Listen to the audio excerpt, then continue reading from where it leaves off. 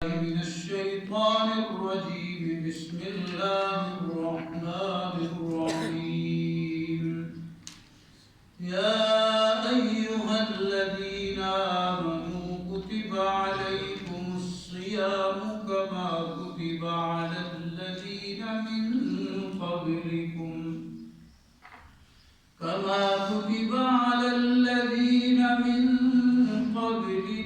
لعلكم تتقون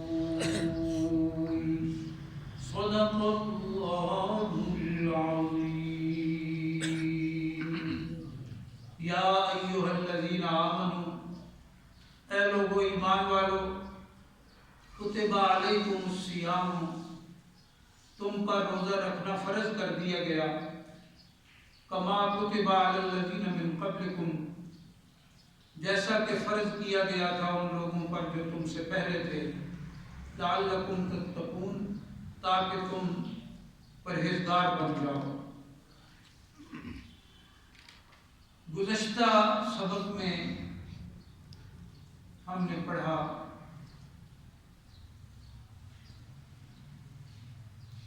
کہ ایام بیز کے روزے شروع میں مسلمانوں پہ فرض ہوئے۔ یوم عاشور کا روزے کا فرض ہونا بھی مذکور ہے، اور ممکن ہے اس کے علاوہ بھی کوئی دن ہو،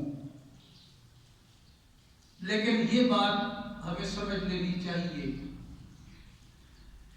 کہ سابقہ شریعتوں میں جو روزے کی فرضیت تھی اس امت نے بھی وہ روزے رکھے ہیں۔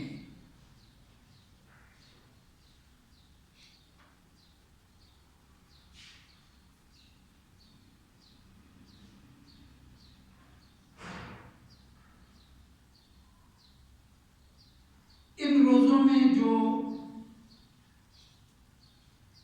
شروع میں فرض ہوئے تھے 3 طرح کی رعایتیں ہم نے پڑھی۔ ایک رعایت یہ کہ مریض روزہ چھوڑ سکتا ہے، پھر مسافر چھوڑ سکتا ہے،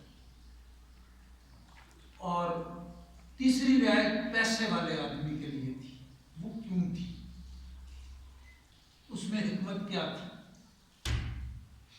دیکھیں، کوئی بھی حکم ہے وہ حکمت سے خالی نہیں ہوتا۔ گزشتہ روز کے سبق میں ہم یہاں تک تھے کہ یہ جو حکم ہے یہ مالدار کے لیے آیا ہے۔ مریض سمجھ میں آتا ہے کہ روزہ نہیں رکھ سکتا، مریض ہے۔ مسافر بھی سمجھ میں آتا ہے کہ سفر مشکل کام ہے، تو اس کو اللہ پاک نے گنجائش دے دی۔ لیکن مالدار کو جو روزہ چھوڑنے کی اجازت دی گئی اس میں کیا حکمت ہو سکتی ہے؟ ایک اصولی بات یاد رکھیں،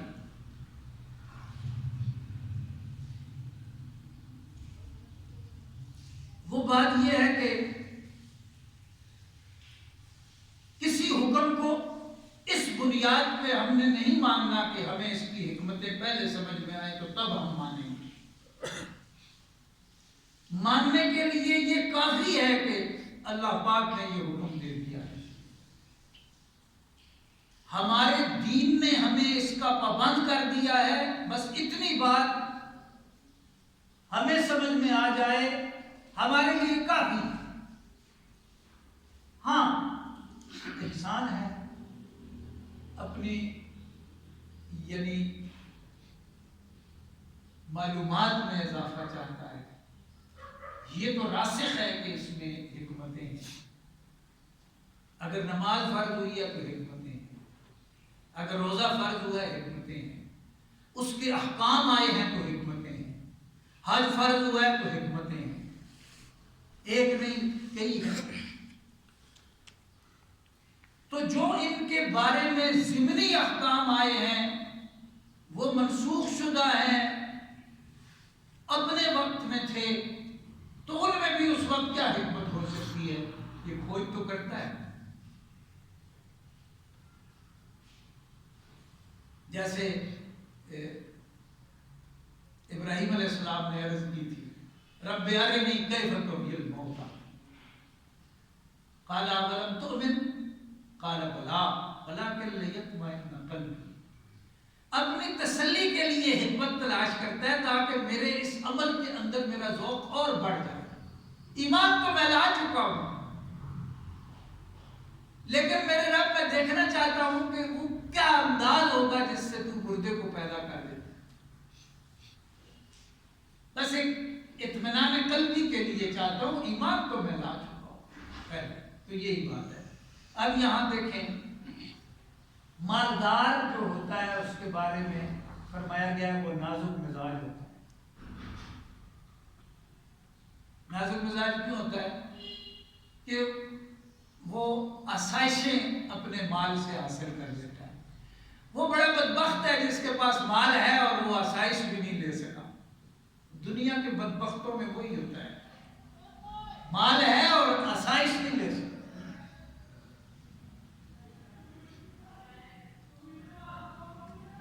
یعنی کنجوس ہے, اپنے اوپر بھی نہیں لیتا.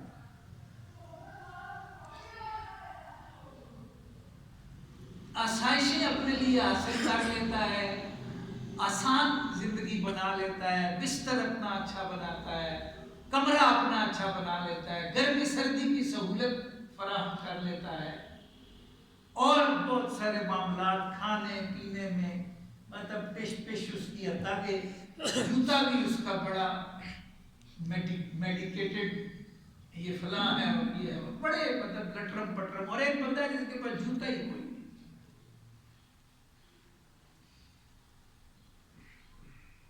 اس کی وجہ سے ادھر سے سلائی ٹیڑھی نہ ہو, مالدار ہے, پریسنگ میں لائن میں فرق نہ آئے, اور یہاں سے یوں اینگل نہ ہو, یوں نہ, پیسے جو ہیں.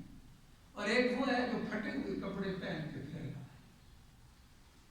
یہ جو مالدار ہوتا ہے یہ نازک مزاج ہو جاتا ہے, اور جو نازک مزاج بندہ ہے اس کے لیے روزے والا عمل زیادہ مشکل. تو اس کی نازک مزاجی کا لحاظ رکھتے ہوئے اس کے لیے حکم کو شروع میں نرم کیا, اور ساتھ یہ بھی بتا دیا کہ روزہ رکھنا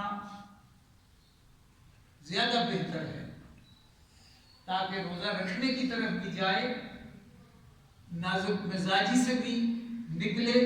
کبھی روزہ رکھا ہی نہیں تھا, عرب والوں کو پتہ ہی نہیں تھا روزہ کیا ہوتا ہے. یہودیوں کو پتہ تھا, عیسائیوں کو پتہ تھا, لیکن عرب والوں کو, اہل عرب کو, وسط عرب کو یہ نہیں پتہ تھا روزہ کیا چیز ہوتی ہے.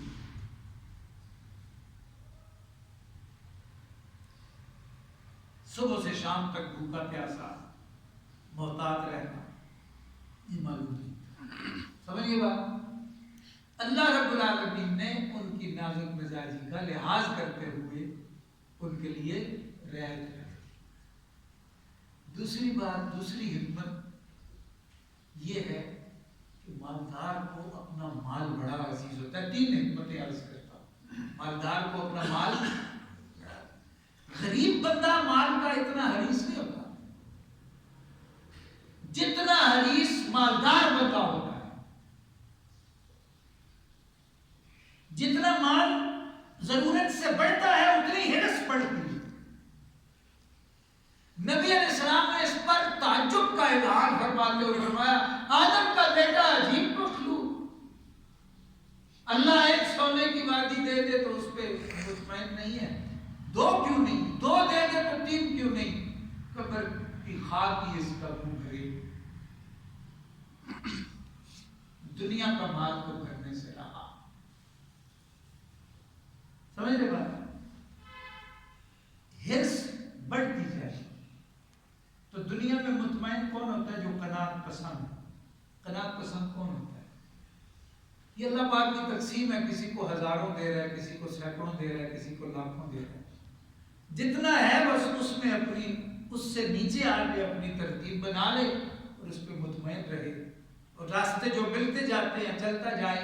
اصل فکر اپنے ایمان کی کرے, اصل فکر اپنی قبر موت حشر کی کرے. دنیا میں جو چال مل رہی ہے اس میں چلتا رہے. شارٹ کٹ مارنے کی کوشش نہ کرے، قدم سے چھلانگ کی طرف مت جائے، پھر پھسلے گا، گرے گا، ٹوٹے گا، مر ہی جائے گا کہیں، خدا نہ خاص۔ تو ہرس توڑنے کے لیے ان سے پیسے دلا کہ اس میں سے بھی یہ نکلے۔ وہ جو تجھوریوں پہ انہوں نے تالے لگائے ہوئے ہیں، وہ جو نوٹ کو ہاتھ کی گرمائش سے بھی بچا رہے ہیں، تو ان کے اندر سے وہ چیز بھی ٹوٹنی چاہیے روزے کے اندر۔ تیسری حکمت یہ ہے کہ جنہوں نے روزے رکھے ہیں نا شروع میں، ان کے پاس افطار کے لیے بھی کچھ نہیں ہوتا تھا اور سحر کے لیے سحری اور افطاری کے لیے ان کے پاس، تو اللہ رب العالمین نے ان کو رعایت دے کے ان کا بندوبست کر دیا اور انہیں فرمایا تم ایک مسکین کی جگہ زیادہ دے دو نا، وہ تمہیں زیادہ بہتر ہو جائے۔ پھر فدیے میں بھی تو کشمش ہے نا، ایک مسکین کا کھانا، ایک مسکین کا کھانا کم سے کم ہے، اور اگر مالدار بندہ ہے تو وہ 1 سے 100 مسکین تک بھی چلا جاتا ہے۔ مالدار کی حیثیت سے فدیہ دیکھا جائے گا۔ کشمش والا بھی ہے تو کشمش کے حساب سے دے، نہیں تو کھجور والا ہے کھجور کے حساب سے دے، نہیں تو جو کے حساب سے دے، بالکل آخری درجے کا ہے تو پھر وہ گندم کے حساب سے دے۔ تو یہ 3 حکمتیں ہیں جو مریض، مسافر، مالدار کی، مالدار والی جو رعایت تھی اس میں میں نے 3 حکمتیں عرض کر دی۔ کوئی حکم ایسا نہیں تھا جو حکمت سے خالی ہو۔ اللہ تعالیٰ مجھے